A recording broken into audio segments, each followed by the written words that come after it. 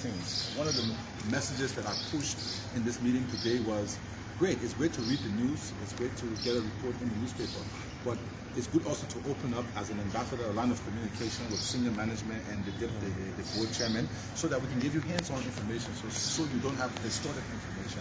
And I think we were able to achieve that today with our visit. They were fascinated with our new headquarters, the tower, the FIR. We took them on the runway, and they saw the runway lights are very efficient. While we were having our visit, Airport Authority landed peacefully and left. They met some of the tower people. So I think today was a good step in the right direction. This is not the ending, because Roberts International Airport has a lot of challenges. But we're going to continue to work and to fight to give the best that we can give. And Roberts International has an historical place in African aviation. Let's not forget that. The United States government built this airport in 1943. It's almost 80 years ago to combat what at that time was the Nazi government in Germany and the invasion of the North Africa. Today we have another crisis in Ukraine and Russia. And it brings back memories of when the international community and Liberians collaborate, we can do great things. Yeah, my name is Ronald Dupree and I work for OTF. I heard you mentioned, sincerely apologizing to Liberian people about the situation, but you also cited the issue of strategies intended to, if not eliminate, but at least minimize the situation. You can tell us some of the strategies outlined by the Airport Authority?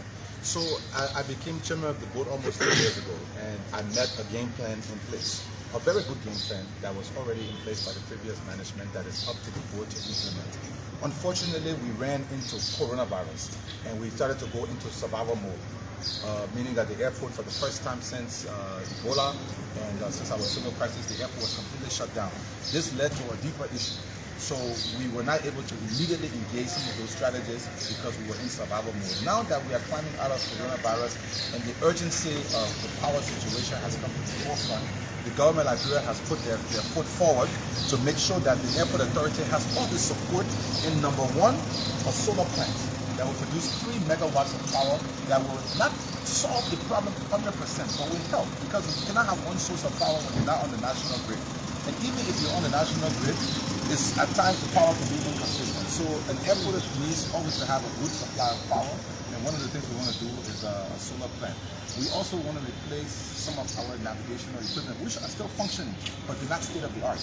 We want to be state-of-the-art, have state-of-the-art equipment at Roberts International Airport so that we can be competitive with our neighbors, Sierra Leone, Ghana, Ivory Coast, who are by far ahead of us in terms of the aviation sector. I'm not here to make any excuse. We can do better, and we will do better. What clear-cut support or help you've gotten from so far? You've heard from the diplomatic missions to give better the situation. Well, we haven't reached the conversations have not escalated to that level.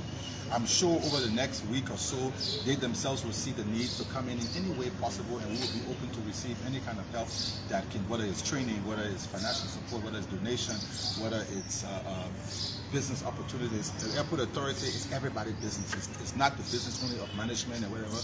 Everybody uses the airport, whether you're international guests or you foreign guests. There's no separate airport for Liberia and separate airport for a foreigner. So RIA's success is everybody's success.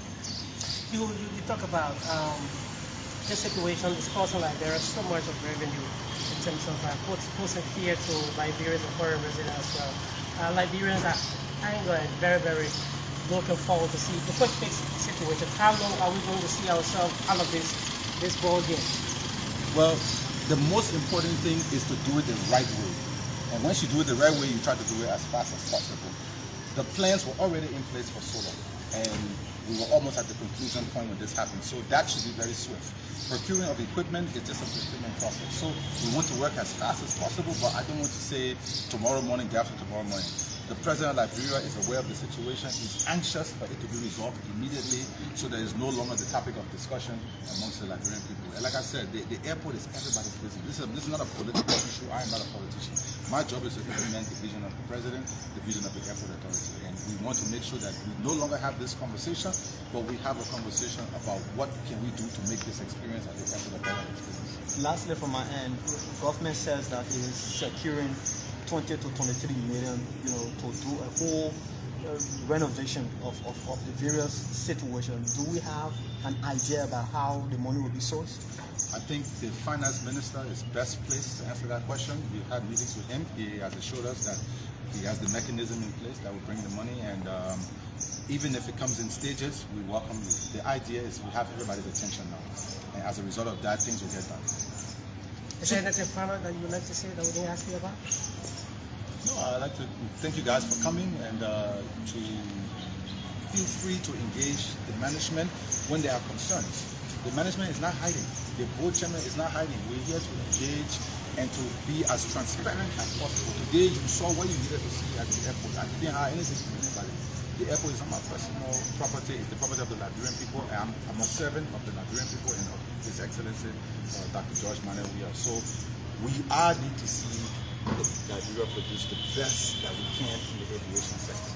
And while I'm here and I have the humble opportunity to be here, I will do my best. It's a pleasure. Thank you. Thank you so much. Gentlemen, thank you so much. Thank you. Thank you.